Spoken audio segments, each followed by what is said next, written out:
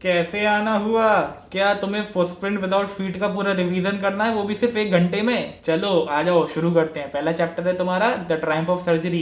तो ये chapter base है एक डॉगी और उसकी मालकिन की कहानी के ऊपर। डॉगी का नाम था ट्रिकी और मालकिन का नाम था मिसेस पंफरे।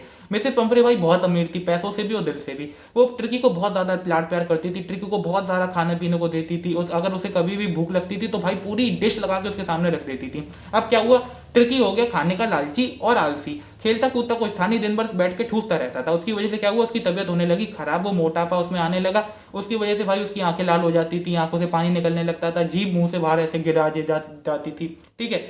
अब भाई ये सब देखकर मिसेस पंफरे थी परेशान। वो एक दिन ट्रिकी को लेकर गई वॉक पर उन्हें मिले ट्रिकी के doctor mister Harriet. Mister Harriet से वो कहते हैं, देखो सर इसको क्या हो गया, ये इतना परेशान कैसे हो गया है, मैं तो इसे खाने पीने को भी सब कुछ दे रही हूँ। तो भाई हैरियट जी कहते हैं, यही तो दिक्कत है, आपको ज्यादा ही खाने पीने को दे रही हैं। मैंने आपसे जो अच्छी चीजें कही थी क्या आप वो दे रही हैं, और इसको खिला खुदा रही हैं, ये एक्सरसाइज कर रहा है। तो भाई वो कहती हैं, अभी देखो हमारे नौकर चाकर तो आते नहीं, तो एक्सरसाइज तो हो नहीं पा रही, लेकिन हाँ बस मैं इसे खाने पीने को तो खूब दे रही हूँ और मीठा भी देती हूँ। तो वो कहते हैं, इसका ये सब बंद करो, जो मैंने अच्छी चीजें बताई सिर्फ वही दो, अगर ऐसा नहीं करो तो इसको हॉस्पिटलाइज करना पड़ेगा।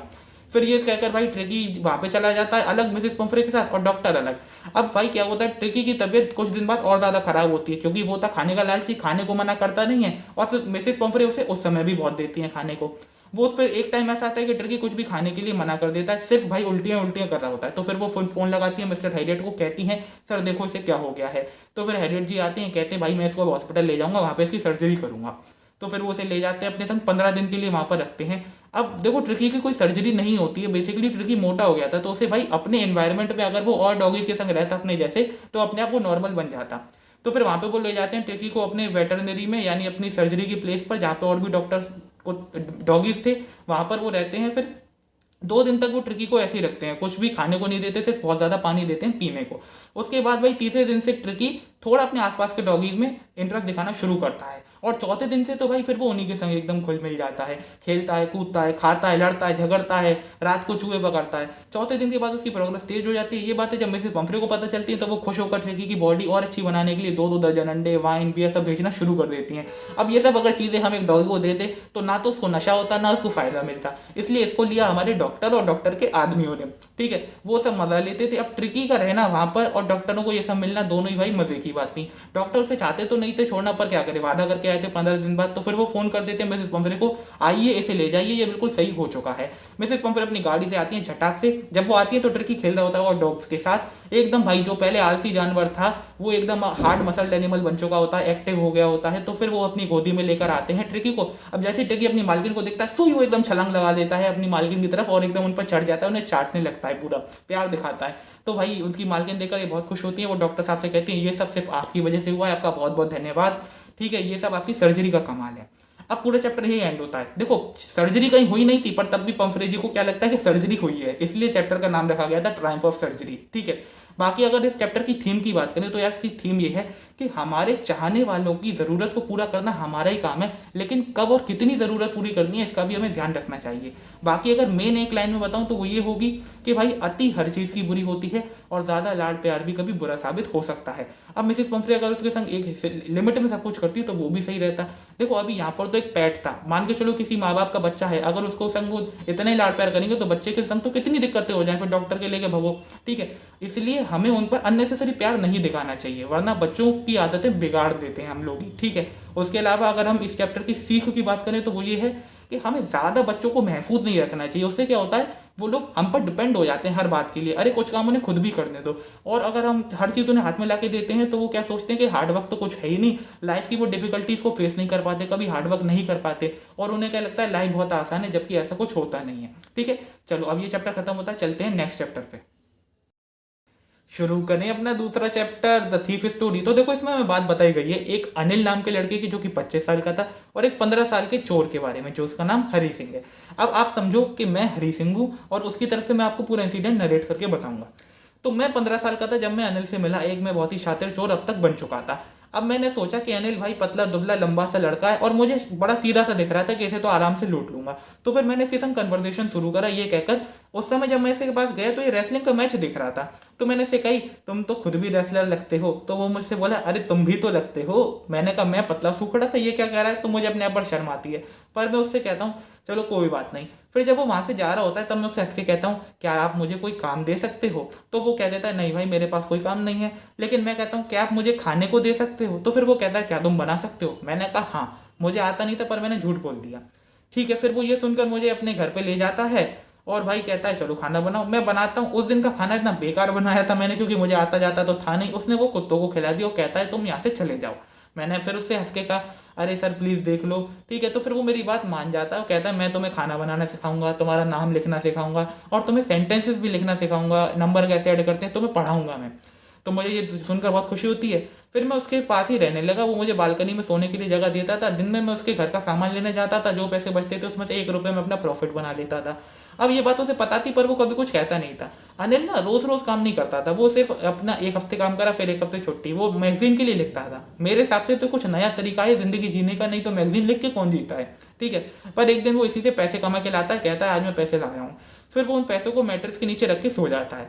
अब मुझे 1 महीना हो चुका था उसके यहाँ काम करते करते, और मैंने आज तक सिर्फ 1 रुपये कमाने के अलावा कुछ नहीं करा था। अब मैंने सोचा भाई कि यार ये पैसे चुरा ले जाए तो मज़ा आ जाएगा, और फिर रात के 10:30 बजे वाली ट्रेन भी पकड़ लेंगे लखनऊ एक्सप्रेस और यहाँ से निकल जाऊंगा मैं। तो फिर मैं रात में जाता हूँ, उसके पैसे चुरा लेता हूँ और वहाँ से भाग जाता हूँ। अब फिर वहाँ से मैं एकदम ट्रेन तक जाता ही हूँ। ट्रेन ज़्यादा तेज नहीं चली होती है, वहीं होती है, पर तब भी मैं पता नहीं क्यों ट्रेन नहीं कैच कर पाता, ट्रेन छोड़ देता हूँ मैं। अब ये मुझे पता नहीं क्यों किया था मैंने। लेकिन फिर मैं वहाँ से लौटता हूँ तो फिर मैं किसी होटल में भी नहीं रुकता। मुझे लगता है कि कोई मुझ पर शक करेगा, और ना मेरे कोई दोस्त थे, क्योंकि मैं सोचता था दोस्त आफत ज़्यादा बनाते हैं। ठीक है, प्रॉब्लम सॉल्व नहीं करते ये लोग। फिर मैं वहीं पे बैठा रहता हूँ। बारिश आ जाती है, बारिश से क्या होता है नोट गीले हो जाते हैं। फिर तब जाके फिर कुछ देर बाद बैठे रहने के बाद मुझे रियलाइज होता है कि यार ना तो मैं अब उसके लिए खाना बना पाऊंगा और ना मैं उससे कुछ पढ़ाई का सीख पाऊंगा। अगर मैं उससे पढ़ लेता सीख लेता तो एक दिन में इन 600 रुपये से ज़्यादा जो उसने चुराए थे, वो 600 रुपये थे, उनसे ज़्यादा कमा सकता था। ठीक है, तो इसी फिर वो रियलाइजेशन के साथ मैं अपना क्या करता हूँ, मैं वापस अनिल के घर चला जाता हूँ। ठीक है, अब अनिल के घर जाकर क्या होता है भाई, मैं जो पैसे चुराए थे मैंने उनको गद्दे के नीचे वापस रखकर और अपना सो जाता हूँ। अगले दिन अनिल सुबह उठता है और मुझे अपना 50 रुपये का एक नोट देता है हाथ में, जो कि अभी भी गीला था क्योंकि बारिश कल रात को हुई थी, और कहता है अब से तुम्हें महीने की सैलरी मिलेगी। तो फिर अच्छा, लेकिन ना तो उसके होठों से पता चला ना उसकी आंखों से ये कि वो जान गया था कि मैं कल पैसे लेके भागा था। पर ये देखकर मुझे बहुत खुशी होती है कि वो मुझे माफ़ कर चुका होता है। अब तुम्हारा टीचर वापस आ चुका है, हरी सिंह जा चुका है। अब सुनो भाई, इस चैप्टर की थीम क्या है, ट्रस्ट, कंपैशन एंड लव, प्यार, भरोसा और पेशेंस। भाई ये सब चीज़ें क्या होती है, किसी भी इंसान को बदल सकती हैं। ठीक है, उसको अपना क्रिमिनल से अच्छा आदमी बना सकती है, क्योंकि कोई भी इंसान भाई क्रिमिनल पैदा नहीं होता है, दुनिया के हालात उसे क्रिमिनल बनाते हैं। क्या पता आज का क्रिमिनल करके संत बन जाए। ठीक है, बाकी और कभी कभार हम इंसान अपना ही नेचर नहीं समझ पाते कि हम चाहते क्या हैं। जैसे हरी सिंह ने चोरी कर ली पर वो ऐसा चाहता नहीं था, क्योंकि भाई हालातों के हिसाब से हमारा नेचर बदलता रहता है, इसलिए जैसे हमारे हालात होंगे वैसे हमारा नेचर। बाकी लर्निंग में आप क्या लिखोगे कि किसी भी गलत करने वाले को पनिशमेंट ही अकेला रास्ता नहीं होता है सही करने के लिए, उसको हम प्यार, भरोसे और पेशेंस से भी बदल सकते हैं। और हमेशा मनी इंसान को उतना डेवलप नहीं करेगी जितना एजुकेशन करती है, और वही हमें यहाँ पर हरी सिंह ने भी दिखाया, क्योंकि उसने एजुकेशन को ज़्यादा प्रायोरिटी दी है मनी से। ठीक है, इससे कि ये पता चलता है कि एजुकेशन किसी भी इंसान को इज्जत से ज़िंदगी जीने का एक तरीका देती है। इसलिए आप लोगों से भी रिक्वेस्ट है, आप भी एजुकेशन को अच्छे से लो बेटा। ठीक है, समझ आ गया? अगले चैप्टर पे चलते हैं। ओके, हाँ तो भाई शुरू करें तीसरा चैप्टर, फुटप्रिंट विदाउट फीट, यानी कि पैरों के बिना पैरों के निशान। देखो यार, इस चैप्टर में एक कहानी बताई गई है ग्रिफिन नाम के साइंटिस्ट के बारे में, जो थोड़ा सा सनकी था। असल में उसने ऐसी कुछ दवा बना ली थी जिसको खाकर वो ट्रांसपेरेंट बन सकता था, अपनी बॉडी को इनविजिबल बना सकता था, समझे। लेकिन उसकी बॉडी सॉलिड उतनी रहती जितनी सिंपल ही रहती है। अब देखो कहानी शुरू होती है कि कुछ बच्चे होते हैं जो कि सड़क पर देखते हैं कि बिना पैरों के निशान सड़क पर बन रहे होते हैं, तो इसे देखकर वो बड़े चौंकते हैं, उन्हें फॉलो करते हैं। लेकिन धीरे धीरे जैसे उनकी मिट्टी गायब होती जाती है पैरों के निशानों की, और वो आगे खत्म हो जाते हैं बिल्कुल, तो बच्चे चौंक जाते हैं। असलियत में पैरों के निशान किसके थे? ग्रिफिन के थे। उसने क्या करा था, वो एक लैंडलॉर्ड के यहाँ रहता था, तो उसने जो लैंडलॉर्ड की वाइफ थी मिसेस हॉल, वो उसे थोड़ी बुरी लगती थी, वो जैसे उसे थोड़ा परेशान करती होंगी, तो उसने एक दिन इनविजिबल वाली दवा खाकर उनके घर में आग लगा दी, वो भाग आया। तो फिर जब तक उसके पैरों में मिट्टी चिपकी रही तब तक तो उसके निशान आए, लेकिन जैसे जैसे मिट्टी हट गई वैसे वैसे वो एकदम इनविजिबल बिल्कुल बन गया, उसके पैरों के निशान भी नहीं दिखे। अब क्या हुआ, उसने भाई ये तो ठीक है इनविजिबल हो गया, भाग आया, लेकिन समय गलत चुना इन सब चीज़ों को करने के लिए। ये सर्दी का समय था, अगर उसके शरीर पे कोई भी कपड़ा होता तो वो दिख जाता, इसलिए उसने सारे कपड़े भी उतार दिए। तो अब उसे भाई वो एकदम नंगा था, उसे ठंड भी लग रही थी, तो उसने रात का समय था, गर्मी पाने के लिए एक दुकान में छुप जाता है। दुकान में वो थोड़ा रेस्टोरेंट टाइप का था, तो उसने रात में खाना ना खाया, कपड़े वपड़े पहन लिए, और फिर उसे सुबह जल्दी उठ जाना चाहिए था, लेकिन ऐसा होता नहीं है। वो सोता रहता है, दुकान खुलने का भी टाइम हो जाता है, लोग अंदर भी आ जाते हैं, तो वो एकदम भागता है, तो लोग उसे पकड़ते ही हैं। इसके चक्कर में वो दोबारा जो भी उसने कपड़े वपड़े पहने थे वो सब उतार के फेंक देता है। फिर इनविजिबल बन के वो भटकता रहता है, लेकिन फिर उसने सोचा कि अब कुछ तो करना पड़ेगा, तो इसलिए वो जाता है एक ऐसी जगह जहाँ पर ये नकली नाक का नाक मिलते हैं सिर्फ फिल्मों के लिए, ड्रूरी स्ट्रीट पर। तो वहां पे जाता है, वो वहां से ये सारा सामान खरीद लेता है, और फिर उस दुकान से जिससे खरीदता है वहां के आदमी को भी ये इनविजिबल बन के मार देता है, और वहां से अपनी बैंडेज बांध लेता है पूरे चेहरे पर, कोट वोट सब खरीद लेता है, नाक आँख कान, और नीचे आ जाता है अपना। फिर अब ये सोचता है कि लंदन में तो मैं रहूंगा नहीं, यहाँ पे बहुत भीड़ भाड़ है, तो फिर ये चला जाता है एपिंग एक विलेज में, और वहां पर एक धर्मशाला में रहता है। अब वहां पे धर्मशाला में जो लैंडलॉर्ड थी वो उससे कुछ सवाल पूछती है, तो ये उनसे कह देता है भाई मुझे तो शांति चाहिए, मुझे तुम परेशान मत करो। लेकिन वो भी कुछ नहीं कहती, क्योंकि इसने जो बिल थे वो उसने असल में जिसकी दुकान से उसने सारा सामान खरीदा था ना, उसने वहां से पैसे भी चुरा लिए थे, तो उन पैसों से ये एडवांस से उसी उनको दे देता है थोड़ा सा, तो इसलिए लैंडलॉर्ड भी चुप हो जाती हैं। लेकिन फिर जब आगे का बिल देने की बारी आती है तो इसके वो पैसे खत्म हो चुके होते हैं, तो फिर ये नाटक करके दिखाता है अरे रुको मेरा एक चेक आने वाला है। फिर कोई बात नहीं, उसकी लैंडलॉर्ड भी कुछ नहीं कहती है। लेकिन अगले दिन सुबह उसकी धर्मशाला में क्या होता है, लैंडलॉर्ड के जहाँ पर पैसे रखे रहते थे स्टडी में, तो वहाँ पे कुछ आवाज़ें आती हैं पैसे चोरी होने की। तो उनके आदमी वहाँ पर जाके देखते हैं, तो वहाँ से दिख रहा होता है कि कुछ मनी ले गए, लेकिन कोई दिख नहीं रहा है, क्योंकि वो साइंटिस्ट ही था। अच्छा, फिर क्या होता है, उन लोगों को समझ नहीं आता है, तो वो कहते हैं ये शायद किसी एक्स्ट्रा ऑर्डिनरी अफेयर है, मतलब कुछ पता नहीं अनोखी सी चीज़ हुई है। उसके बाद साइंटिस्ट के कमरे का दरवाजा खुला हुआ मिलता है, जो कि आज तक ऐसा होता नहीं था, क्योंकि वो अपने कमरे में किसी को आने नहीं देता था, और अगर घुस भी जाता था तो वो बहुत गुस्सा होता था। तो फिर वो जो उसके साइंटिस्ट के जो लैंडलॉर्ड थे और उनकी जो वाइफ थी वो वहाँ पे चले जाते हैं, उसके कमरे में देखते हैं, तो वहाँ पे बैंडेज वैंडेज सब बिखरी पड़ी होती है। साइंटिस्ट निकल के आता है अंदर से, वो तो इनविजिबल होता है, तो वो अपनी टोपी उठा के बेड से एकदम इसके मुंह पे मार देता है अपनी लैंडलॉर्ड के, और एकदम उसको कमरे से बाहर निकाल देता है, दोनों को ही। फिर क्या होता है, ये लोग काफी डर जाते हैं, तो सब लोगों में अफवाह क्या फैल जाती है, कोई कोई चुड़ैल की वजह से हो रहा है, चुड़ैल की वजह से। लेकिन साइंटिस्ट के ऊपर सारा शक आ जाता है अपने आप। ऐसा कैसे? क्योंकि जो साइंटिस्ट ने पैसे चुराए थे सुबह स्टडी से, वो दोपहर में लैंडलॉर्ड को देने आ जाता है कि ये लो आपका बाकी का किराया। अब भाई वो कहती है कि अभी तक तो उसके पास पैसे थे नहीं, अब एकदम आ गए, तो फिर वो समझ जाते हैं, तो इसलिए वो कांस्टेबल को बुला लेते हैं। कांस्टेबल जब तक नहीं आ पाता है उससे पहले ये लैंडलॉर्ड खुद उसकी तहकीकात करने चली जाती है। कमरे में जाती है तो वो कहती है कि भाई तुम कैसे इस कमरे के अंदर, वो खाली कमरा है ये, अभी तुमने लॉक कर दिया था, जैसे साइंटिस्ट ने पहले अपना कमरा लॉक कर दिया था, तो एक लॉक्ड कमरे में ही घुस गया, तो ऐसा कैसे हुआ? तो साइंटिस्ट अपना बात बात पर जल्दी गुस्सा हो जाता था, वो गुस्सा हो जाता है, फिर एकदम इसे अपनी बैंडेज वैंडेज हटा के दिखा देता है कि देखो मैं तो एक इनविजिबल आदमी हूँ, तुम मेरे को अंडर एस्टिमेट मत करो। ये देखकर वो तो एकदम बेहोशी हो जाती है। फिर वहां से भाई जो कांस्टेबल आता है वो एकदम उसको पकड़ने के लिए भागता है, लेकिन वो धीरे धीरे अपना एक एक कपड़ा उतारता जाता है और इनविजिबल हो जाता है, एंड में उसको कोई नहीं पकड़ पाता, कांस्टेबल भी चक्कर खा के गिर जाता है। अब देखो इस चैप्टर की थीम क्या थी कि यार साइंस की इतनी बड़ी बड़ी डिस्कवरीज होती हैं, अगर हम इनका मिसयूज करेंगे तो फिर इनसे हम बहुत बुरा कर सकते हैं। इंसानों की भलाई में इनका यूज करना चाहिए। अगर जो इंसान इनका मिसयूज करता है ना, तो वो साइंटिस्ट नहीं रहता, वो एक क्रिमिनल बन जाता है, समझे? बाकी दूसरी बात लर्निंग क्या है कि अगर आपके पास इतना इंटेलिजेंट ब्रेन है, आपने कोई साइंस की डिस्कवरी करी है, तो लोगों के भले के लिए उसको यूज करें, ह्यूमैनिटी के लिए यूज करें, लोगों का बुरा ना करें उससे। उम्मीद करता हूँ आपको समझ आ गया होगा। चलते हैं अगले चैप्टर पे, शुरू करें अपना चौथा चैप्टर। कौन सा है भैया? The necklace. देखो बेटा इसमें कहानी बताई गई है एक लड़की के बारे में जिसका नाम था मैटिल्डा। उसके पास जो भी था जीवन में वो उससे खुश नहीं थी। वैसे वो बहुत सुंदर थी और उसको शायद अमीर घर में पैदा होना चाहिए था, पर वो किस्मत की वजह से पैदा हो गई गरीब घर में, और उसकी शादी भी हो गई एक मामूली से क्लर्क से। अब भाई वो क्या सोचती थी कि हमारे पास चांदी के बर्तन होने चाहिए, हमारे पास ये होना चाहिए, वो होना चाहिए, और जो भी उसके पास था उसमें खुश रहती नहीं थी, हमेशा अपने आप को कोसती रहती थी, रोती रहती थी। एक दिन क्या हुआ, उसके पति का नाम था लॉयजल, ठीक है। उसको वो क्या करता है, एक दिन उसको कार्ड मिलता है किसी मिनिस्टर के यहाँ से अपनी इनविटेशन का, कोई फंक्शन था उनके यहाँ पर, तो वो इससे कहता है चलो हम उनके यहाँ चलेंगे। फिर ये उस इनविटेशन को देखती है और उसको फेंक देती है कि कैसे चलेंगे, ना तो मेरे पास कपड़े हैं ना कुछ है। तो वो कहता है कितने की आएगी एक नई ड्रेस, ले आओ। मतलब वो बहुत ज़्यादा सपोर्टिव था। तो फिर वो 400 रुपये कुछ कहती है ड्रेस के, और वो फिर वो उसे दे देता है, जबकि उसने वो पैसे अपनी गन खरीदने के लिए बचाए होते हैं, पर वो दे देता है उसे, वो ड्रेस ले आती है। अब भाई फिर वो लाके खुश हो जाती है, लेकिन फिर वो कुछ दिन बाद दोबारा दुखी हो जाती है। फिर वो पूछता है भाई अब क्यों दुखी हो, अब तो तुम ड्रेस भी ले आई। तो फिर वो कहती है भाई अभी तो ड्रेस ही आई है, अब मेरे पास कोई ज्वेलरी तो नहीं है पहनने के लिए। तो फिर क्या था, एक उसकी दोस्त थी जो कि थोड़ी अमीर थी, उसका नाम था मैडम फ्रॉस्टियर। तो वो ना बहुत अमीर थी, उसके पास काफी सारी ज्वेलरी आती थी। तो उसका पति कहता है कि जाओ अपनी दोस्त से कुछ दिन के लिए उधार मांग लो वो ज्वेलरी और फिर पहन के वापस कर देना, ठीक है। फिर ऐसा वो समझ जाती है, फिर खुश हो जाती है, अपनी दोस्त के पास जाती है। अब उसने उसे बहुत सारी ज्वेलरी दिखाई, उसमें इसको पसंद आया एक ही डायमंड का नेकलेस था, बहुत प्रीशियस सा, एकदम वेलवेट के बॉक्स में रखा था। उसको ये वहां से ले आती है। फिर उस दिन ये पार्टी वाले दिन पहन भी लेती है। उस दिन भाई सब इसकी लोग खूब तारीफ करते हैं, बहुत इसको मतलब खुशी होती है, झूठी तारीफ होती है वो सब, देखो सिर्फ क्योंकि इसके रूप की सुंदरता की तारीफ होती है। फिर ये वहाँ पे रात भर पार्टी करती है, ये लोग तो सो भी जाते हैं, इनके जो पति लोग थे। फिर अगले सुबह ये लोग कहते हैं चलो भाई अब चलें घर, क्योंकि उसे सुबह 10 बजे तक ऑफिस भी जाना था।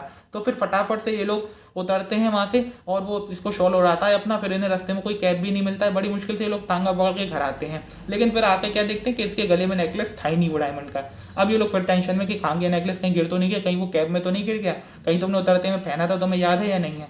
भाई वो फिर नेकलेस इन्हें मिलता ही नहीं है। अब फिर ऐसा ही हुआ, वो नेकलेस ये एक अपनी ज्वेलरी की शॉप में देख के आते हैं जो होता 36,000 रुपए का।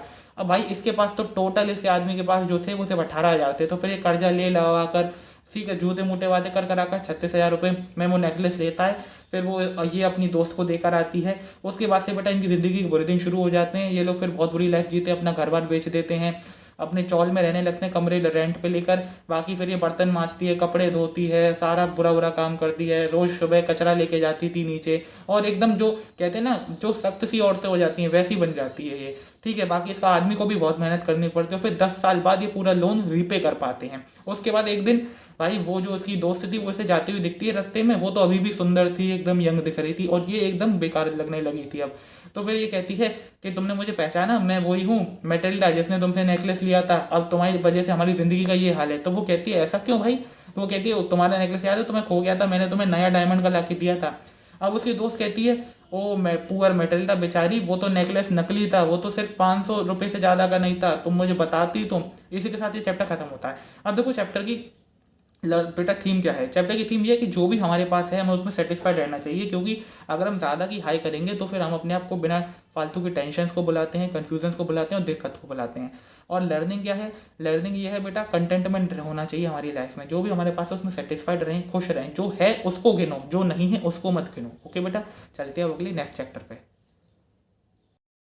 शुरू करें अपना 5वां चैप्टर। कौन सा है भैया, भोली। देखो इसमें हम बात करने वाले हैं एक गांव के नंबरदार के बच्चे के बारे में जिसका नाम था भोली। नंबरदार का नाम है रामलाल। उसके टोटल 7 बच्चे हैं, 4 लड़कियां 3 लड़के। तीनों लड़के बाहर पढ़ते हैं और उसमें बड़ी वाली लड़की जो है 4 में से राधा, उसकी शादी हो चुकी है। दूसरे नंबर की मंगला की बात चल रही है और तीसरे नंबर की चंपा की भी आसानी से हो जाएगी। अब दिक्कत है वो है भोली के साथ। क्यों है, ये बचपन में अपने पालने से सर के बल गिर गई थी, जिसके बाद इसका थोड़ा दिमाग काम करना बंद कर गया था, इसलिए थोड़ी वीक रह गई थी। इसलिए ये थोड़ी चालाक नहीं थी, तो सब लोग इसे भोली भोली कहते थे, ठीक है, सिंपलेटन। और फिर उसके बाद क्या हुआ भाई, 2 साल की उम्र में इसको आया स्मॉल पॉक्स का अटैक, जिससे इसके पूरे चेहरे पर धब्बे हो गए काले कलर के। उसके बाद ये भाई असुंदर भी नहीं बची। अब इसलिए इसकी माँ तो इससे बिल्कुल नफरत सी करने लगी थी कि इसका उन्हें कोई मतलब नहीं था, बस इसके पिताजी को तब भी इससे प्यार था। अब एक दिन गांव में खुलता है स्कूल, तो तहसीलदार आते हैं। अच्छा, नंबरदार क्या होता है भाई, नंबरदार एक तरीके से गवर्नमेंट का रिप्रेजेंटेटिव होता है एक विलेज में। तो स्कूल खुला था, तो फिर वो इसी के पिताजी से कह के जाते हैं, वो नंबरदार थे, कि आप अपने सबसे पहले बच्चे को भेजो स्कूल में, जिससे पूरा गांव के लिए भी एग्जाम्पल सेट हो। तो पिताजी उसके घर पे आकर उसकी माँ से पूछते हैं कैसे भेजें। तो माँ कहती है पहले तो किसी को मत भेजो, कि अगर स्कूल चले जाएंगे तो शादी कौन करेगा इनसे, मतलब पहले ज़माने में बहुत खराब माना जाता था। लेकिन फिर वो कहती है चलो भोली को भेज दो, वैसे इसका क्या होने वाला है। तो भोली को ये लोग ये सोचकर स्कूल भेज देते हैं। उस दिन उसको नए कपड़े देते हैं, इसके बालों में ऑयल लगाते हैं, मतलब नहीं तो इसकी कोई केयर नहीं करता था। अच्छा, फिर उस दिन इसको ऐसी फीलिंग आती है कि कहीं इसको बेचने जा रहे होते हैं, क्योंकि इसे याद होती है अपने काऊ की, जैसे ऐसे ही एक दिन बेचे आए थे। वो बच्चे की इमेजिनेशन है, कोई बात नहीं। खैर, फिर इसके पिताजी कहते हैं तो हम स्कूल लेके जा रहे हैं। तो भोली वहाँ पे जाती है, देख के बड़ा खुश होती है कि उसकी उम्र के इतने सारे बच्चे थे वहाँ पर। उनको देखने के बाद फिर जब टीचर उनसे उसका नाम पूछती है क्या है तुम्हारा नाम, अब बोली हकलाने भी लगी थी। तो वो हकला हकला के बोल नहीं पाती है भोली, उससे पहले पूरी क्लास उस पर हंसना शुरू हो जाती है और इसलिए वो रोने लगती है सर झुकाकर। अब स्कूल की छुट्टी भी हो जाती है, तब भी वो रोती रहती है। फिर टीचर उसे प्यार से कहती है बेटा अपना नाम बता उठ के। तो टीचर की आवाज़ उसको कुछ ऐसा असर करती है, वो फिर अपना नाम पूरे तरीके से कोशिश करती है बोलने की, और बोल ही देती है। अब टीचर उससे कहती है मैं तुम्हें बेटा अच्छे से बोलना सिखाऊंगी, पढ़ना लिखना सब कुछ सिखाऊंगी, बस तुम्हें रोज स्कूल आना है। तो भोली की अब नई जिंदगी की शुरुआत हो चुकी थी, उसके दिल में तेज तेज धड़कन हो रही थी कि अब भाई अब वो बिल्कुल एकदम बढ़िया लड़की बन जाएगी। अब साल बीते, फिर भोली की क्या हुआ, शादी की उम्र हो गई। अब उसके लिए रिश्ता आता है एक दूसरे गांव से, एक 50 साल के विशंबर नाथ का। कहाँ, भोली जवान लड़की। उस समय ऐसे ही काम हुआ करते थे। तो उसकी माँ कहती है, पहले पिताजी तो मना करते हैं कि वो तो मेरी उम्र का है, मैं नहीं करूंगा। लेकिन उसकी माँ कहती है तुम्हारी भोली में भी तो इतनी कमियां हैं, कर दो कोई बात नहीं। ठीक है, और वैसी कौन सी उम्र है ज़्यादा। तो फिर भाई विशंबरनाथ का रिश्ता एक्सेप्ट कर लेते हैं। अब भाई क्या होता है, जब रिश्ते के दिन वो आता है बारात लेकर अपनी शादी वाले दिन, तो फिर जब वो उसे वरमाला पहनाने जा रहा होता है तो उस समय क्या होता है, भोली के चेहरे से उसका पल्लू खिसक जाता है, जिससे कि रामलाल उसका वो विशंबरनाथ उसका चेहरा देखता है, कहता है तुम्हारे चेहरे पे तो धब्बे हैं। तो फिर उसका एक दोस्त पीछे से कहता है विशंबरनाथ का कि तू भी तो लंगड़ा है भाई और बुढ़ा भी है, लेकिन क्या हुआ। तो फिर विशंबरनाथ कहता है मैं तो अब भाई दहेज लेकर ही शादी करूंगा, वरना वो पहले दहेज नहीं ले रहा होता है। अब वो कहता है 5,000 रुपये दहेज दो जब भी शादी होगी। तो फिर रामलाल कहता है भाई मेरे पास सिर्फ 2,000 है सरकार, और उसके पैरों में रख देता है अपनी पगड़ी। ये देखकर भोली को बहुत गुस्सा आता है, पर विशंबरनाथ कहता है 5,000 से कम में नहीं। तो फिर रामलाल जैसे तैसे मैनेज करके 5,000 रुपये लाता है, उसको देता है और शादी आगे बढ़ती है। तो फिर जब उसे वरमाला पहनाने जा रहा होता है तो भोली उसके हाथ से वरमाला निकाल के एकदम अग्नि में डाल देती है, ठीक है, और कहती है कि भाई मैं तुमसे शादी नहीं करूंगी। तो उसके पिताजी कहते हैं क्यों, तू हमारी इज्जत का बखेड़ा कर रही है। वो कह रही है पिताजी इज्जत के लिए तो मैं अभी तुम शादी कर रही थी ये, पर जिस आदमी को खुद इतना लालची है उससे मैं कैसे शादी कर सकती हूँ, ठीक है। तो फिर गांव की कुछ औरतें भी उससे कुछ उल्टा सीधा कहती हैं, तो उनसे वो कहती है देखो जब तक मैं चुप थी क्योंकि तुम लोग मुझे डम्ब काऊ समझते थे, लेकिन अब मैं भी होशियार हो गई हूँ, ठीक है। फिर पिताजी कहते हैं अगर तू शादी नहीं करेगी तो क्या करेगी। तो भोली कहती है मैं तुम्हारी ही सेवा करूंगी पिताजी, माता की सेवा करूंगी अपनी, और बच्चों को पढ़ाऊंगी इसी स्कूल में। ये सब उसकी टीचर भी पीछे खड़े होकर देख रही होती है, जिनको, ठीक है, जिसने उनको पढ़ाया था। अब भाई क्या होता है, टीचर को देखकर बड़ी खुशी होती है यहाँ पर कि जो उन्होंने एक बच्ची को तैयार किया था एकदम इतनी डरपोक से, उसे इतना मजबूत बनाया, उन्हें बड़ी खुशी होती है देखकर। इसी के साथ अपना चैप्टर एंड होता है। अब इस चैप्टर की भाई थीम क्या है, थीम भाई वही है कि डोंट जज a book by its cover. किसी भी बुक को उसके कवर से मत जानो कि भाई अगर भोली दिखने में बुरी है तो वो सब पढ़ने लिखने हर चीज़ में बुरी होगी। दूसरी चीज़, एजुकेशन हमारी लाइफ में बहुत चेंज कर सकती है, वो हमारी लाइफ में एक मतलब इज्जतदार तरीके से हम लाइफ को जी सकते हैं अगर हमें एजुकेशन है हमारे पास, ठीक है। और लर्निंग बेटा क्या मिलती है कि अपने आप को कभी भी छोटा नहीं समझना चाहिए, एजुकेशन गेन करो। एजुकेशन करने के बाद आपकी ज़िंदगी बिल्कुल बदल जाएगी, आप भी दूसरों की तरह एक ऑनरेबल वे में ज़िंदगी को जी सकते हो, ठीक है। यही के साथ बेटा ये चैप्टर एंड होता है। अब चलते हैं अपन अगले चैप्टर में। और भाई ये भी पता चलता है कि एजुकेशन से हम इंडिपेंडेंट बनते हैं, हम किसी पर निर्भर नहीं रहते, अपने आप अपना गुजारा कर सकते हैं, पैसे कमा सकते हैं। अब देखो यहीं पर भोली इंडिपेंडेंट हो गई, तभी तो उसने ये बात कही कि मैं शादी नहीं करूंगी, जब भी मेरा काम चल जाएगा मैं स्कूल में पढ़ाकर पैसे कमा लूंगी, आपकी सेवा करूंगी, ठीक है। इसलिए एजुकेशन बहुत जरूरी होती है। हाँ तो भाई चलें अपने छठवें चैप्टर की तरफ, जो कि है द मिडनाइट विजिटर। ये चैप्टर क्लास 10 का सच में बता रहा हूँ बहुत इंटरेस्टिंग चैप्टर होने वाला है, इसको बहुत मजे से सुनना, मजा आ जाएगा। देखो इसमें 3 कैरेक्टर्स हैं। पहला है मिस्टर ऑजिबल जो कि एक डिटेक्टिव है, दूसरा है मिस्टर फाउलर जो कि एक राइटर है और वो कुछ ऐसी डिटेक्टिव स्टोरी लिखना चाहते हैं, ठीक है। तीसरे है मिस्टर मैक्स जो कि इस कहानी के विलेन है और वो भी एक डिटेक्टिव एजेंट ही है। अब इसके आगे की बात अब शुरू करते हैं। देखो मिस्टर ऑजिबल एक अच्छे डिटेक्टिव एजेंट हैं, पर ना तो उनकी सलमान खान जैसी बॉडी है और ना ऋतिक रोशन जैसे एब्स। अब लेकिन फिर वो डिटेक्टिव जैसे दिखते तो है नहीं, वो थोड़े मोटे हैं, पर तब भी मिस्टर फाउलर मिस्टर ऑजिबल से मिलने आए हैं। क्यों? क्योंकि भाई वो कुछ उनसे डिटेक्टिव स्टोरी लिख रहे हैं ना मिस्टर फाउलर, तो कुछ ऐसे एग्जाम्पल चाहते हैं या कुछ किस्से सुनना चाहते हैं जिससे उन्हें कुछ अच्छे आइडियाज मिल सके। इसलिए वो लोग, मिस्टर ऑजिबल एक फ्रेंच होटल में ठहरे हुए हैं, तो वहाँ पर वो आते हैं और फिर वहाँ से वो कहते हैं कि मेरा, मिस्टर ऑजिबल फाउलर से कहते हैं कि मेरा जो रूम है वो तो 6th फ्लोर पे है, वहाँ पे चल के आराम से बात करेंगे, टॉप पर है एक, ठीक है। तो फिर वो होटल के कॉरिडोर से दोनों आदमी जा रहे होते हैं, तो मिस्टर ऑजिबल उससे कहते हैं अरे यार तुमने सोचा होगा कि मैं तुम्हें पता नहीं कैसा मिलूंगा, लेकिन मैं वैसा बिल्कुल नहीं, थोड़ा मोटा आदमी हूँ। और बाकी तुमने सोचा होगा कि जैसे पिक्चरों में दिखाते हैं कि ड्रग डाल दी है वाइन में, या छोटे छोटे वेपन्स हैं, या कोई एक सुंदर सी कन्या मुझे खत देने आ रही है, इन्फॉर्मेशन है उसमें, ऐसा तो यहाँ कुछ भी नहीं होने वाला है। पर हाँ तुम्हें, अच्छा इतना कहकर वो पूरा कॉरिडोर क्रॉस कर लेते हैं, ऊपर अपने रूम तक पहुंच जाते हैं और फिर कहते हैं लेकिन आज मैं तुम्हें निराश नहीं करूंगा, तुम्हें एक ऐसी रिपोर्ट से आज तुम्हारा सामना कराने वाला हूं जो कि बहुत इंपॉर्टेंट है, जो कि इस देश के इतिहास पे भी इफेक्ट डाल सकती है। तो फिर ऑजिबल जी अपने कमरे का गेबाड़ खोलते हैं, अंदर जाते हैं और वो दोनों अंदर आ जाते हैं, गेट बंद, लाइट ऑन करते हैं। जैसे ऑन करते हैं वो अपने सामने क्या देखते हैं, मिस्टर मैक्स खड़े होते हैं, दूसरे डिटेक्टिव एजेंट ऐसे गन ताने। वो भाई क्या थे, वो भी उसी रिपोर्ट को लेने वहां पर आए थे जो मिस्टर ऑजिबल वहां पर उस दिन लेने वाले थे या उन्हें मिलने वाली थी। तो फिर मिस्टर ऑजिबल उन्हें देख के सरप्राइज नहीं होते हैं, कूल कहते हैं तुम यहाँ कैसे, तुम्हें तो बर्लिन में होना चाहिए था अभी। तो फिर मिस्टर मैक्स कहता है अरे मैं भी वही रिपोर्ट लेने आया हूँ जो तुम लेने आए हो, क्योंकि मुझे लगता है वो रिपोर्ट मेरे हाथों में ज्यादा सेफ रहेगी देन तो योर्स, ठीक है। इतना सुनने के बाद कोई बात नहीं, मिस्टर ऑजिबल तो वहां पर बैठ जाते हैं। फिर वो उससे पूछते हैं तुम आए कहाँ से, बालकनी से आए हो क्या? क्यों जो बालकनी मेरे रूम में विंडो से नीचे अटैच है। तो वो कहता है मिस्टर मैक्स नहीं मैं बालकनी से तो नहीं, मैं तो पास की लेकर आया हूँ, पास की होती है जो मास्टर की टाइप, ठीक है, उसको लेने में मुझे बड़ी दिक्कत हुई थी। तो वो कहते हैं अरे तुम बालकनी से आते, पिछले महीने भी एक आदमी वहां से आ गया था। असल में ये जो रूम है ये पहले बड़े यूनिट का पार्ट हुआ करता था, इसके बगल का जो एक कमरा था वो ड्राइंग रूम था। तो उससे एक बालकनी अटैच थी जो मेरे रूम में आती थी नीचे। तो फिर उससे एक आदमी पिछले महीने आ गया था यहाँ पर, मैंने होटल वालों से कही भी थी उसे लॉक कर दो, लेकिन इन्होंने करा नहीं। ठीक है, तो वो कहता नहीं नहीं मैं तो पास की से आया, अगर बालकनी की पता होती तो मुझे आसानी और हो जाती, पर कोई बात नहीं। फिर मिस्टर मैक्स जो है, अच्छा मिस्टर फाउलर अभी सक्के में, क्योंकि वो गन ताने ऐसे खड़ा होता है ना मिस्टर मैक्स, तो वो मिस्टर मैक्स फाउलर से कहते हैं अरे तुम भी बैठ जाओ भाई। उतने में क्या होता है, डोर पे नॉक नॉक होती है, तो मिस्टर मैक्स कहता है ये कौन होगा, तो भाई मिस्टर ओजेबल कहते हैं अरे वो पुलिस होगी, मैं नहीं कह रहा था, क्योंकि आज इतनी इंपॉर्टेंट रिपोर्ट जो मिलने वाली है भाई, इसलिए पुलिस का तो होना थोड़ा जरूरी बन जाता है ना, मैं एक मेरी रक्षा के लिए। ठीक है भाई, तो मिस्टर मैक्स कहते हैं तो फिर तुम उन्हें अंदर नहीं आने दोगे ना, वो कहता है नहीं डोर तो खुला हुआ है, अगर मैंने नहीं खोला तो फिर वो अपने आप पुलिस अंदर आ जाएगी, ऐसा मिस्टर ओजेबल कहते हैं मैक्स से। तो फिर मिस्टर मैक्स कहते हैं देखो मैं तुम पर निशाना ताने हुआ हूँ, तुमको उन्हें अंदर लेना है और कह देना कोई दिक्कत नहीं है आप चले जाओ यहाँ से, अगर तुमने कहीं भी चालाकी करी तो मैं तुम्हें गोली मार दूंगा, रिस्क ले लूंगा, फिर चाहे जो भी हो मुझे नहीं पता।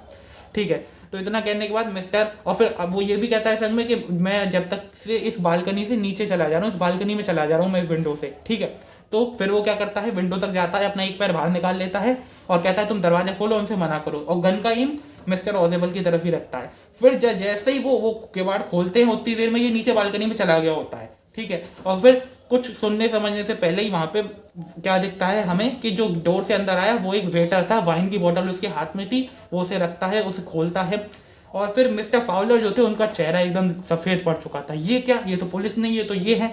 तो फिर मिस्टर ओजेबल से वो कहते हैं सर आप तो पुलिस कह रहे थे, वो कह रहे थे पुलिस वुलिस कुछ नहीं, मैंने इनसे कहा था जब मैं आऊँ होटल में तो एक वाइन की बोतल लग जाना, तो ये अब आए हैं।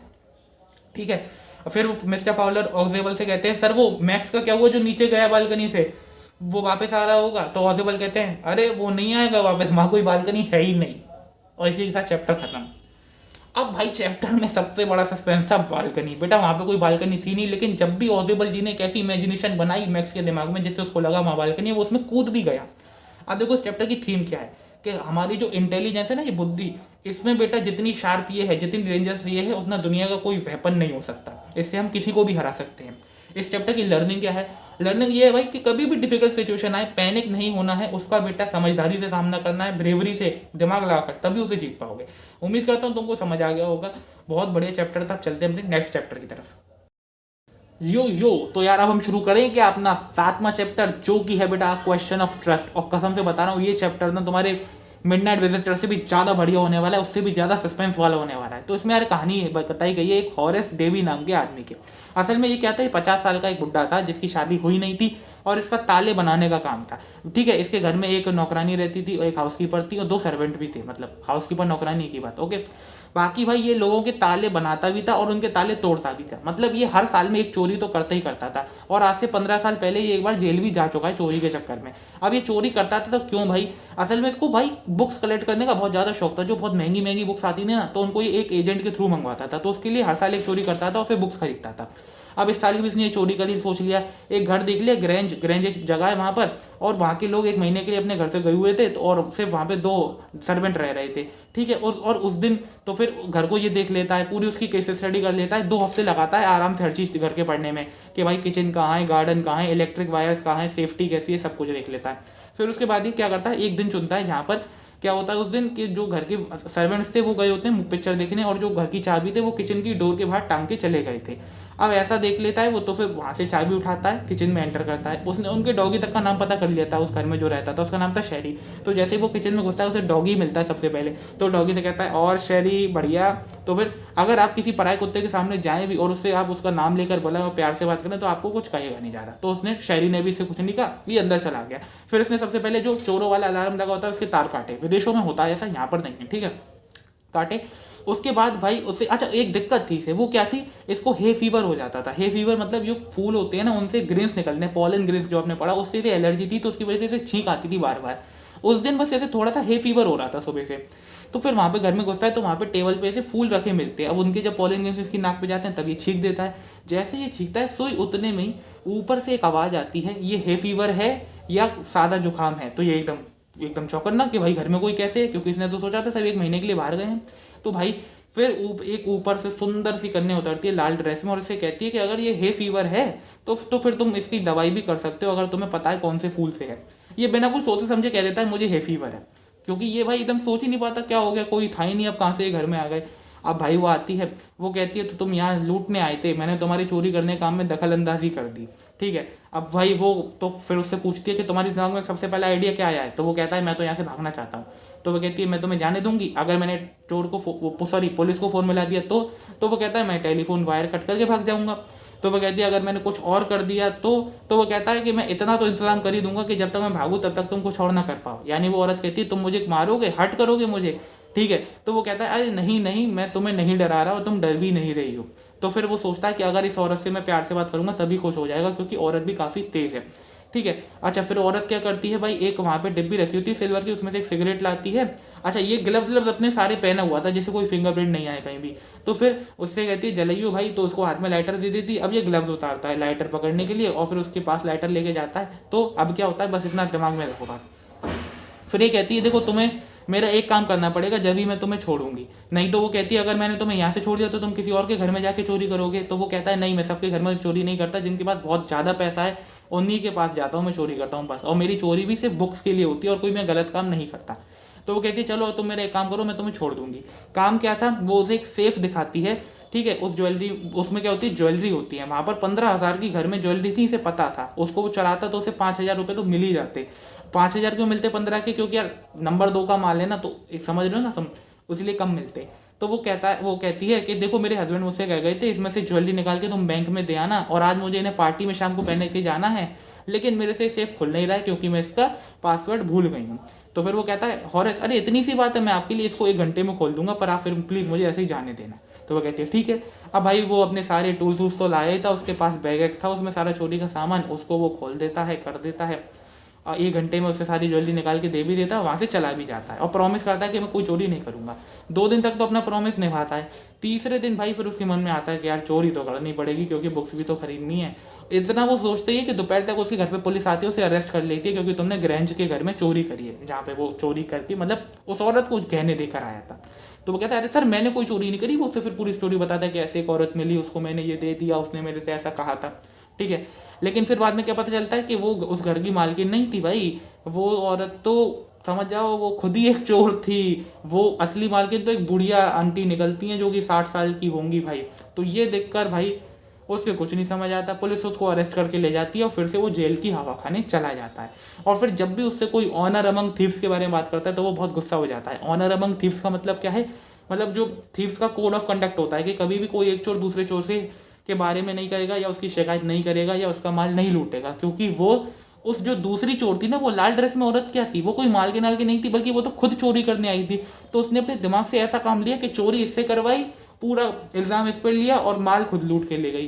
तो उसने वो कोड ऑफ कंडक्ट तोड़ दिया था। तो इसलिए ये कभी भी कोई इससे जेल में बात करता था उस पर गुस्सा हो जाता था एकदम कि कोई कोड ऑफ कंडक्ट नहीं होता भाई थी उसमें, ये सब पागलपने की बात है। कितनी शातिर थी यार वो औरत, ठीक है। अब देखो इस चैप्टर से बेटा अपने को थीम क्या है इस चैप्टर की, ये समझ लो पहले तो। थीम ये है कि हमें किसी को पर भी इतनी जल्दी विश्वास नहीं करना चाहिए उसको जाने बिना। अब इसने क्या करा, हॉरेस ने, ये खुद चोर था तो ये डर में आ गया और उसने क्या करा, उस पर विश्वास कर लिया कि यही इस घर की मालकिन होगी, जबकि वो थी नहीं। अच्छा लर्निंग क्या मिलती है भाई कि किसी पर भी भरोसा करने से पहले उसके बारे में सारी इन्फॉर्मेशन कलेक्ट कर लो और उसको अच्छे से आइडेंटिफाई करने के बाद ही उसके साथ आप कुछ भी इन्फॉर्मेशन शेयर करो, वरना जो हुआ हॉरेस के साथ वो आपके साथ भी हो सकता है। इसलिए बेटा सावधान रहे, सतर्क रहे और देखते रहें क्राइम पेट्रोल 100। तो यार देखा कितना बढ़िया चैप्टर था बेटा, कितना सस्पेंस वाला कि वो औरत ही खुद छोड़ निकली। और एक बात बताना, क्या तुम्हें पूरी स्टोरी जब से मैं सुना रहा था कहीं लगा था शुरुआत में कि ये औरत कुछ गड़बड़ है, ये मालकिन नहीं है? चलो अब बेटा चलते अपने नेक्स्ट चैप्टर की तरफ। और यार इसकी स्टोरी में सबसे ज़्यादा मदद करी थी एक मैगजीन के आर्टिकल में, क्योंकि उस आर्टिकल में पहले से इस पूरे घर का नक्शा डिस्क्राइब था, कहाँ कितने रूम हैं कैसे हैं, और यहाँ तक ये भी था कि इस घर के एक पेंटिंग के पीछे सेफ छुपा हुआ है। तो यार वो बहुत हेल्प हो गई इसकी, इसलिए कभी भी अपने घर का नक्शा कहीं न दो वरना गड़बड़ हो सकती है। तो शुरू करें 8वां चैप्टर। 8वां अब वो कौन सा है भाई, वो है द मेकिंग ऑफ साइंटिस्ट। यार ये होने वाला है बहुत ही धांसू चैप्टर। इसमें हम पढ़ने वाले रिचर्ड ई ब्राइट के बारे में जो अभी भी जिंदा है, उनकी एज 63 ईयर्स है और गजब की कहानी है साइंटिस्ट की। भाई होते ही साइंटिस्ट आधे पागल हैं, वैसे ही थे ये भी। चलो शुरू करते हैं, आ जाओ। मतलब भाई ये पागल तो नहीं, सॉरी कहना चाहूँगा, ये पहला बार ऐसे किसी के साथ हुआ था कि 22 साल की उम्र में किसी का आर्टिकल निकला हो नेशनल एकेडमी ऑफ साइंस की मैगजीन में, जो कि बहुत बड़ी बात थी क्योंकि वो मैगजीन बहुत ज़्यादा सम्मानित मैगजीन है। अच्छा, फिर हमें इसके बारे में पता चलता है कि ये बचपन से ही भाई इनके पिताजी की जल्दी डेथ हो गई थी, मम्मी के संग ही पले बड़े हैं और खेलने कूदने को इनके पास ज़्यादा कुछ होता नहीं था, तो पढ़ते रहते थे। बाकी इन्हें चीज़ें कलेक्ट करने का शौक था, जैसे कि कुछ कॉइन्स कलेक्ट करते थे, पत्थर कलेक्ट करते थे, फॉसिल कलेक्ट करते थे। उसके बाद भाई ये सितारों में भी काफ़ी दिलचस्पी रखते थे, रात में देखते थे, एस्ट्रोनॉमर बनना चाहते थे शुरू में। इनका माइंड मतलब हमेशा से क्यूरियस था, तो इनकी माँ इनके संग रहती थी, वो इन्हें सपोर्ट करती थी हर चीज़ में, नई नई चीज़ें दिलाती थी, ट्रिप्स पर ले जाती थी जिससे कोई चीज़ सीख सके, नया कर सके। इनकी माँ के लिए भी अकेला सहारा यही थे। अब भाई जब तक ये सेकंड क्लास में आते हैं तब तक तो बेटा हर क्लास में फर्स्ट ग्रेड और हर चीज़ में अच्छे थे ये। फिर सेकंड क्लास में आके बेटा इन्होंने इतना बड़ा अचीवमेंट करा था कि इन्होंने अपने एरिया में 25 तरीके की जो बटरफ्लाई मिलती थी उन सभी को कलेक्ट कर लिया था। उसके बाद भाई इनका कलेक्टिंग से मन हट जाता है, लेकिन जब इनकी माँ इनको एक बुक ला के देती है जिसका नाम था टेबल्स ऑफ मोनार्क, और वो इनके दरवाजे खोलती है साइंस की दुनिया में। उसमें क्या लिखा था कि आपको पता करना है कि कैसे जो मोनार्क बटरफ्लाई है वो सेंट्रल अमेरिका में माइग्रेट करती है। और उस बुक के राइटर थे डॉक्टर फ्रेडरिक उरुकहार्ट। उन्होंने कहा था कि आप भी हमारी मदद कर सकते हैं कि बटरफ्लाई के पीछे आप एक टैग लगा दें, फिर जहाँ से वो बटरफ्लाई उड़ेगी जहाँ पर आएगी हमें पता चल जाएगा, उसके पीछे इन्फॉर्मेशन लिख देना। तो फिर ये भी उनके उसमें वर्क करना शुरू कर देते हैं, उनकी सहायता करते हैं जब ये सेकंड क्लास में ही थे। ऐसा करते हैं पर उसमें कुछ ज़्यादा रिजल्ट नहीं निकलता है, ठीक है। हाँ, पर वो जो उनके राइटर थे उरुकहार्ट, उनसे इनकी अच्छी जान पहचान हो जाती है, वो इनको और भी ज़्यादा आइडियाज़ देते हैं काम करने के लिए। फिर सेकंड से 7th क्लास आ जाती है, ये करते करते इस काम को बंद कर देते। 7th की 2 ही बटरफ्लाइज पकड़ी गई थी, वो और कुछ हुआ ही नहीं। उसके बाद ये 7th क्लास में आते तब इन्हें पता चला कि असली साइंस है क्या, क्योंकि जब ये गए थे साइंस के एक फेयर में, वहाँ पर क्या हुआ भाई, इन्होंने दिखाया था एक अपना जो एग्जीबिशन में कि फ्रॉग के टिश्यूज़ की स्लाइड थी, लेकिन वहाँ पे तो सब लोग रियल एक्सपेरिमेंट कर रहे थे, वो सब जीत गए, ये हार गए। तो फिर इनको समझ आया, इन्होंने उरुकहार्ट जी से आइडिया पूछे। 8वीं क्लास में जाके बेटा इन्होंने एक्सपेरिमेंट दिखाया कि जो मोनार्क के कैटरपिलर होते हैं भाई उनको मार रहे हैं कौन, बीटल्स। ऐसा इन्होंने शो करा, असली नहीं था वो, उतना सक्सेस नहीं मिला, पर ट्राई करने से इनको वहाँ पर फर्स्ट प्राइज मिल जाता है। उसके बाद भाई 9th क्लास में आकर इन्होंने एक और एक्सपेरिमेंट शो करा कि जो वाइसराय बटरफ्लाई है वो मोनार्क को कॉपी करती है। क्यों? क्योंकि जो मोनार्क बटरफ्लाइज हैं वो बर्ड्स को पसंद नहीं, बर्ड्स उनको खाती नहीं है, लेकिन वाइसराय को खा लेती हैं। तो इसलिए जितना ज़्यादा वाइसराय मोनार्क की तरह दिखेंगी उतना ही वो बच जाएंगी बर्ड्स के खाने से। उसके बाद इन्होंने भाई 10th क्लास में आकर क्या करा, इन्होंने बेटा एक एक्सपेरिमेंट शो करा कि भाई ये मोनार्क बटरफ्लाई है, इसके पीठ पर 12 कलर के गोल्डन स्पॉट्स हैं, ठीक है, 12 गोल्डन स्पॉट्स हैं। तो ऐसा है क्यों? इनके कुछ काम है वहाँ पर। इन्होंने क्या दिखाया कि ये एक ऐसा हार्मोन रिलीज कर रहे हैं जो कि भाई बटरफ्लाई की ग्रोथ के लिए ज़रूरी है। तो उसके लिए इनके और इनके फ्रेंड ने एक डिवाइस डेवलप करा जिससे ये पता चलता है। तो उस बार भी साइंस फेयर में जीतते हैं। उसके बाद भाई 11th क्लास में ये उसी रिसर्च पर और काम करते हैं, वहाँ पर और प्रोसीडिंग्स दिखाते हैं, तो वहाँ पर भी ये जीत जाते हैं 11th में दोबारा। अब जब ये 12th क्लास में आते हैं तो फिर बेटा अपनी रिसर्च को बढ़ाते हैं और फिर क्या कहते हैं कि बटरफ्लाई के थोड़े से सेल्स ले आते हैं, उसको एक स्केल में रखते हैं और कहते हैं अगर मैं इनको वो हार्मोन जो वहाँ से रिलीज हो रहा है उसको यहाँ दूंगा ना, तो फिर ये क्या होगा, इससे पूरी बटरफ्लाई बन जाएगी या इन सेल्स की ग्रोथ हो जाएगी। तो फिर इस रिसर्च को भी भाई बहुत बढ़िया प्रोत्साहन होता है और इन्हें फर्स्ट प्राइज मिलता है वहाँ पर भी। फिर ये हार्वर्ड यूनिवर्सिटी में आ जाते हैं। वहाँ पर जाके ये यूएस डिपार्टमेंट ऑफ एग्रीकल्चर में भाई क्या करते हैं, अपनी करने लगते हैं, रिसर्च करने लगते हैं, क्योंकि वहाँ पे बहुत अच्छे अच्छे इंस्ट्रूमेंट्स थे रिसर्च के लिए। फिर वहाँ पे रिसर्च करने के बाद 1.5 साल करीबन लगाने के बाद ये यार क्या नया सोचते हैं कि जो सेल्स हैं ये बेटा हमारा मतलब सेल्स रीड करते हैं हमारे डीएनए को। सेल्स का फंक्शन होता है डीएनए को रीड करना। डीएनए क्या है, तुमने साइंस में पढ़ा ही होगा बेटा, हमारे जेनेटिक मटेरियल को डीएनए कहते हैं। फिर उस थ्योरी को भी इन्होंने अपने दोस्त के संग मिलकर लिखा, मॉडल बनाए। वो बेटा अगर उस समय सही निकली तो उससे फिर कई सारी हम अगर ये थ्योरी प्रूफ करेक्ट होती, अगर ये सही होती तो हम कई सारी दवाओं का इलाज निकाल पाते, ठीक है, कई सारी बीमारियां को उपचार कर सके, कैंसर जैसी बीमारियों का भी इलाज बता सकते हैं। इसके बाद भाई हमें ई ब्राइट के बारे में और बताया गया कि ये साइंस में तो था इनका इंटरेस्ट, लेकिन ये आउटडोर पर्सन भी बहुत बढ़िया थे, फोटोग्राफर भी थे, कैनोइस्ट यानी नाव भी बहुत अच्छी चलाते थे, एकदम मल्टी टैलेंटेड थे। फिर ई ब्राइट अपनी तारीफ करते हैं सोशल स्टडीज़ के टीचर की कि भाई ये टीचर बहुत बढ़िया थे, ये मुझे हमेशा नए नए आइडियाज़ देते थे। बाकी हमें पता चलता है ई ब्राइट बहुत अच्छे डिबेटर भी थे, यानी उन्हें डिबेट करना बहुत पसंद था, पब्लिक स्पीकर भी वो अच्छे थे। उनके टीचर कहते हैं कि ई ब्राइट हमेशा वो एक्स्ट्रा एफर्ट देते थे जो हर बच्चा नहीं देता, इसलिए वो जीतते भी थे। बाकी वो कॉम्पिटिटिव थे पर बैड वे में नहीं, क्योंकि वो जीतना चाहते थे, वो अपनी बेस्ट जॉब करते थे, इसलिए नहीं कि उन्हें प्राइजेस जीतने थे वो इसलिए मेहनत कर रहे हो, वो अपना बेस्ट देना चाहते थे बस। और फिर वो उनके सोशल स्टडीज टीचर कहते हैं कि देखो यही एक साइंटिस्ट को बनाने में चाहिए होता है, क्या कि आपको एक अपना फर्स्ट रेट माइंड, तेज दिमाग चाहिए, क्यूरोसिटी चाहिए, क्यूरोसिटी के अलावा जो आपकी सही वजह है जीतने के लिए वो चाहिए। इसको मिला और आपके पास एक साइंटिस्ट बन के तैयार हो जाएगा।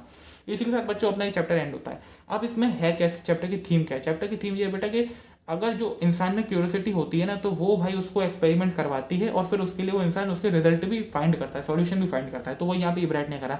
दूसरी बात ये कि जीतना क्यों है, विल टू विन, चाह क्यों है भाई। इब्राइट इसलिए जीतना चाहते थे क्योंकि वो इच्छुक थे, वो इंसानों का भला करना चाहते थे, मैनकाइंड के लिए कंट्रीब्यूट करना चाहते थे। ये भी हमें थीम है यहाँ से। अगली बात आप ये कह सकते हैं कि इंसान को हमेशा सिंगल क्वालिटी तक ही नहीं लिमिटेड रहना चाहिए। मतलब इब्राहिम पढ़ने में भी अच्छे थे, उसके साथ वो मल्टी टैलेंटेड भी थे, ठीक है। क्योंकि एजुकेशन का मतलब ये नहीं होता सिर्फ आपका एक सुंदर सा दिमाग है, उसको रैप करके बढ़िया पेश हो गया, नहीं। एजुकेशन का मतलब होता है एक मैस्ड ब्रेन हो जिसमें कई सारे आइडियाज हैं और आप गोल्स को अचीव करने के लिए जद्दोजहद कर रहे हो, वो चीज़, ठीक है। अब लर्निंग क्या मिलती है, लर्निंग ये मिलती है भाई, hard work always page of. मेहनत करोगे तो रिजल्ट जरूर मिलेगा। जैसे इन्होंने भाई लॉन्ग ईयर्स तक मेहनत करी, डिटर्मिनेशन से, अपने प्रेजरवेंस से, पेशेंस रखा, तो ये भी भाई अच्छे साइंटिस्ट बने। बाकी साइंटिफिक वे ऑफ थिंकिंग को डेवलप करने के लिए पहले हमें बच्चों को सिखाना चाहिए कि वो प्रॉब्लम को एनालाइज करे, देन उसको बेटा सॉल्यूशन के रास्ते ढूंढे और फिर उनको इंप्लीमेंट करे, तब उन्हें सॉल्यूशन मिलेगा, जो कि साइंटिफिक वे से भी सही बात है। इसी साथ ये चैप्टर आपका एंड होता है। उम्मीद करता हूँ समझ आएगा। अब चलते हैं अपने नेक्स्ट चैप्टर पे। चलें अपने आखिरी चैप्टर की तरफ। तो यार आखिरी चैप्टर है तुम्हारा the book that saved the earth. इस चैप्टर को दिमाग चाहिए ही नहीं पढ़ने के लिए, सच में दिमाग को रख के वीडियो देखना आपको, ठीक है। तो भाई बुक यानी कि एक ऐसी किताब जिसने हमारी दुनिया को बचा लिया। बचा लिया किससे, खत्म होने से। खत्म कौन कर रहा था, मार्स से आए हुए लोग। और कब की बात है ये, 2040 की। असल में बुक हमसे 500 साल आगे जा चुकी है कहानी में। कैसे, ये इसमें जो प्रेजेंट टाइम है वो है 25th सेंचुरी का, और ये इंसिडेंट बताते हैं 2040 का, कि भाई मार्स से कुछ लोग आए होते हैं अर्थ पर हमला करने, और वो लोगों का भी दिमाग नहीं था, इसलिए तुम लोग भी दिमाग निकाल के पढ़ो इस चैप्टर को। और वो क्या करते हैं, एक सबसे पहले आकर बुक अर्थ में एक स्टोरी बुक पढ़ते हैं, अपनी नर्सरी राइम बुक। उससे पढ़ के उन्हें कुछ ऐसा पता चलता है अर्थ के लोगों के बारे में कि वो डर के भाग जाते हैं, अर्थ भी छोड़ देते हैं और मार्स भी छोड़ के भाग जाते हैं, इतने डरपोक होते हैं वो। तो शुरू करते हैं। ये जो पूरा चैप्टर है ये प्ले की फॉर्म में आपको बताया गया है। प्ले हो रहा है, कहाँ हो रहा है, एंशिएंट हिस्ट्री म्यूजियम में हो रहा है, जो कि 20th सेंचुरी का डिपार्टमेंट था, ऐसा अर्थ में यहाँ पे दिखाया जा रहा है, ठीक है। तो इसमें करेक्टर्स क्या क्या है, पहले तो है हिस्टोरियन जो कि प्ले में हर सीन नरेट करेगी। दूसरा है थिंक टैंक जो कि मार्स का राजा है। तीसरा अपेरेंटिस नूडल जो कि उसका मंत्री है। चौथा है, अच्छा फिर अपेरेंटिस नूडल ने 3 आदमियों को भेजा हुआ है अर्थ पर तबाही मचाने। वो कौन कौन है, कैप्टन ओमेगा, लेफ्टिनेंट ऊप और लेफ्टिनेंट आयोटा और सर्जेंट ऊप। ये तीनों क्या करेंगे, अर्थ पे आएंगे, तबाही करेंगे। अब सीन कुछ ऐसा होता है कि पहले तो हिस्टोरियन आती हैं, वो थोड़ा इंट्रोडक्शन सा देती है कि 2040 में क्या था। बुक्स का एरा था पूरा। बुक्स क्यों थी, क्योंकि हर चीज़ आदमी सीखता था बुक से, उनसे बड़ा कनेक्टेड रहता था। बच्चे जो भी सीखते थे वो बुक से ही सीखते थे, ऐसा सब होता था। लेकिन फिर एक टाइम पर मार्स के कुछ लोग यहाँ पर इन्वेड करने आते हैं, हमला करने। तो वो लोग एक ऐसी बुक पढ़ते हैं जिससे कि हमला अपना रुक जाता है। तो बताओ बुक कैसी होगी, वो क्या कोई इंसाइक्लोपीडिया या कोई नॉवल है या क्या है। असलियत में बेटा वो बुक थी, मैंने तो बता दिया, नर्सरी की राइमिंग बुक थी वो, जिसका नाम था द मदर गूस, ठीक है। अब सीन 1 से शुरुआत करते हैं। तो अपेरेंटिस नूडल कहता है, जो उसका मंत्री था थिंक टैंक का, सर आप आइए, हमारे बहुत बड़े रेस्पेक्टेड आदमी हैं, आप आइए। तो वो कहता है, तुमने मेरे थिंक टैंक जो था उसका राजा, कि तुमने मुझे सिर्फ इतना कहा है, तुम ये कहो महामहिम, इतना सब कुछ लगा के बोलो तभी मैं आऊँगा, दोबारा कहो। तो मतलब वो थोड़ा एटीट्यूड वाला था काफ़ी, दिमाग उसमें एक पैसे का भी नहीं था, ठीक है। तो वो कहता है कि कैसा चल रहा है वो अर्थ पे काम, जो मैंने लोगों को भेजा था वहाँ पे खत्म करने को, चलो मेरी उनसे बात करवाओ। तो अपेरेंटिस नूडल नीचे बात करवाता है उसकी। फिर सीन 2 में क्या दिखाते हैं कि जो तीनों लोग हैं वो नीचे आए हुए हैं, ओमेगा और लेफ्टिनेंट आयोटा और सर्जेंट ऊप, ठीक है। अब वो लोग आते हैं किसमें, एक लाइब्रेरी में आते हैं भाई, जहाँ पे उन्हें कुछ नहीं समझ आता, वो समझ नहीं पाते क्या है ये, बुक्स हैं या क्या है। तो फिर उनसे जो थिंक टैंक को बताते हैं ऐसी ऐसी बात, सर हम स्टैंड पर आए हैं और वहाँ पे स्टैंड में कई सारी छोटी छोटी चीज़ें लगी हैं कलरफुल सी। तो वो उनसे कहता है उनका राजा कि देखो ये चीज़ें ना मैं जानता हूँ अर्थ के लोग बहुत ज़्यादा खाते हैं, तो ये कुछ खाने का आइटम है, ये शायद सैंडविच हो सकते हैं, तो मैंने खा के देखो। तो वे तीनों खा के देखते हैं, खा के देखने में कुछ मज़ा आता नहीं है, तो वो सोचते हैं ये अर्थ के लोग कैसे खाते होंगे, ठीक है। तो फिर जो अपेरेंटिस नूडल था वो था दिमाग वाला व्यक्ति, वो कहता है सर ये खाने की चीज़ नहीं है, ये बुक है, ये अर्थ के लोग कम्युनिकेशन के लिए इस्तेमाल करते थे, इसे खोल के इसे कुछ करते थे इसके संग वो लोग, तो इसलिए हमें इसे सुनना चाहिए, क्या शायद ही कुछ बोले। तो वो राजा कहता है हाँ हाँ सुन के देखो, सुन के देखो। तो वहाँ पे तीनों लोग जो थे वो सुन के देखते हैं, वो कहते हैं सर बुक तो कुछ बोल ही नहीं रही है, सर कुछ सुनाई नहीं दे रहा है, ये सैंडविच जैसी चीज़ तो बोल ही नहीं रही कुछ। तो वो भी पागल बनने की बात होती है। फिर वो अपेरेंटिस नूडल दोबारा कहता है, अरे सर याद आया, मैंने पिक्चरों में देखा है, ये कुछ बोलती नहीं है, बल्कि वो लोग इसको ऐसे खोल के बैठ जाते हैं और कुछ आंखों से देखते रहते हैं, यानी इसको कुछ खोल के देखना पड़ेगा। तो वो राजा कहता है अरे ये तो मैं ही बताने वाला था, तुम क्या बता रहे हो मुझे। तो मतलब वो राजा ना हर चीज़ का क्रेडिट चुराता था कि तुम यार ये करके देखो। अपेरेंटिस नूडल जबकि सही बात बताता था, पर वो कहता था ये तो मैं ही बताने वाला था हर बात में। तो वो कह देता है अरे हाँ हाँ चलो इसको तुम खोल के देखो। और जब वो तीनों इसको खोलते हैं तो उन्हें कोई समझ ही नहीं आता, उन्हें कहा हिंदी इंग्लिश समझ आती है मार्स के लोगों को। वो कहते हैं सर इसमें तो कुछ ऐसा कोड लिखा हुआ है जो हमें पल्ले ही नहीं पड़ रहा है। तो फिर अपार्डेंटिस नूडल कहता है अभी जो तुम लोगों को विटामिन दिए ना जो दिमाग तेज करने वाले, उसको खाओ, फिर देखो तुम्हें समझ आएगा। तो वो तीनों वहाँ पे वो खा के देखते हैं और फिर उसके बाद उन्हें समझ आता है। उसमें लिखी थी पोयम, पहली पोयम में वो लोग क्या पढ़ते हैं, एक लाइन होती है कि गाय हमारी चांद पर पहुंच चुकी है, जो काव है वो मून पर पहुंच चुकी है। अब इसे पढ़कर वो तीनों बहुत हैरान, वो ये बात जब अपने राजा को बताते हैं, राजा सुन के चौंक जाता है, अरे क्या अर्थ वालों ने इतनी डिस्कवरी कर ली कि वो अपने जानवरों को भी चांद तक पहुंचा रहे हैं। और उसमें एक लाइन डॉगी के बारे में भी लिखी थी कि डॉगी में भी दिमाग है, वो हंसता है। तो वो सोचता है कि यहाँ पर डॉगी भी इतने समझदार होते हैं, अरे भाई रुक जाओ, आज कोई हमला मत करना, पहले यहाँ पे जान लो लोग कैसे हैं। तो राजा उस दिन तो उन्हें रोक देता है। फिर कहता है आगे की बात पढ़ो। तो फिर अगली पोयम थी तुम्हारी हम्टी डम्टी वाली। अब जो थिंक टैंक था ना, जो राजा था, उसकी भाई जो बॉडी स्ट्रक्चर कैसा था, वो हम्टी डम्टी जैसा था एकदम, जैसे ऊपर बहुत बड़ा सा बैलून और नीचे भाई अपना बाकी का शरीर। तो वो कहता है अब ये पोएम पढ़ो। तो उसमें भाई वो देखते हैं कि सर इसमें तो कुछ आपके जैसा बना हुआ है और एक लाइन लिखी हुई है Humpty Dumpty had a great fall. तो राजा कहता है अरे ये तो अच्छी बात है, सब आदमी मेरे ही पीछे है, मैं सबका राजा हूँ, लेकिन ये जो लिखा हुआ है हैड अ ग्रेट फॉल, क्या ये लोग मुझे वहां से गिराने वाले हैं, क्या ये लोग मेरे लिए कुछ साजिश कर रहे हैं। और फिर उसमें और पोएम को उसे पढ़ के ऐसा लगता है कि वो लोग अर्थ के लोग उस पर हमला करने आ रहे हैं, क्या कहीं उन्होंने अपनी काउस की सेना तो नहीं तैयार कर ली जो हमारे मार्स पर ये लोग हमला करने के लिए भेज रहे हैं, जल्दी जल्दी वहां से भाग जाओ बिल्कुल सब लोग, और मार्स को भी छोड़ दो, मैं तो यहाँ से इसके स्पेस कैप्सूल पकड़ के जा रहा हूँ भाई, दूसरी गैलेक्सी में जा रहा हूँ भाई, मैं तो यहाँ पे नहीं रुकूंगा। तो फिर वो अपना कौन कौन, नूडल, थिंक टैंक, ओमेगा, ऊप और अपना आयोटा, ये सब भाई मिलकर भाग जाते हैं, अर्थ को भी छोड़ देते हैं और मार्स को भी छोड़ के चले जाते हैं किसी और ही दुनिया में। तो ये इतना कहकर अपना प्ले खत्म हो जाता है। मतलब कैसे बुक ने हमारे अर्थ के पूरे खत्म होने को बचा लिया। उसके बाद वो हिस्टोरियन क्या कहती है कि भाई इतनी प्यारी सी बुक ने हमारे अर्थ को खत्म होना बचा लिया, और अब भाई जब हम आ चुके हैं 2500 में, तो अब तो हमारे मार्स के साथ जो रिलेशंस हैं वो और अच्छे हो चुके हैं, वहाँ पर भी हमने एक लाइब्रेरी खुलवा दी है, और अब वहाँ का राजा थिंक टैंक तो नहीं ही होगा, अब तो नूडल बन गया होगा, क्योंकि वही समझदार व्यक्ति है, ये थिंक टैंक तो कुछ नहीं, पागल आदमी है ऐसा। और फिर वो हिस्टोरियन कहती है कि भाई हमने अब मार्स के लोगों को लिखना पढ़ना भी सिखा दिया है, लेकिन हाँ वो अपनी जिंदगी में कभी भी वो बुक नहीं पढ़ेंगे, और शायद आपने वो बुक गैस भी कर ली, वो क्या है, द मदर गूस, क्योंकि उसी स्टोरी या राइमिंग बुक से भाई इतना सारा बवाल हुआ था। इसी के साथ ये बेटा चैप्टर एंड होता है। अब इससे सीख और थीम जो है उसकी तरफ चलते हैं। क्या मिलती है बेटा सीख? तुम वैसे सोचोगे फालतू चैप्टर था, फालतू तो नहीं, सीख है थोड़ी सी, क्या है कि आधा अधूरा ज्ञान हमेशा घातक होता है। उन लोगों को पता नहीं था कि वो पोयम है, उसमें जो लिखा हुआ है वो हंसी मजाक की बातें, वो उसको सीरियस मान के अपने दिमाग में एकदम डाल लेते हैं। तो इसलिए बेटा आधा अधूरा ज्ञान हानिकारक है। ठीक है, ये तो होगा इसकी थीम। लर्निंग क्या मिलती है? लर्निंग ये मिलती है भाई अपने दिमाग से काम लो, भगवान ने दिया है उसको पढ़ो, अच्छे से चीज़ को समझो और तभी उसको कुछ इम्प्लीमेंट करो आगे। ठीक है, यही है और ज़्यादा कुछ नहीं है। इसी के साथ बेटा तुम्हारा पूरा जो कोर्स था वो फुटप्रिंट विदाउट फीट का वो मैंने कवर करा दिया है। अगर तुमको बढ़िया लगा, समझ आया तो प्लीज़ लाइक करके जाना, शेयर करना, चैनल को सब्सक्राइब ठोक देना बच्चा पार्टी। जय भोले की।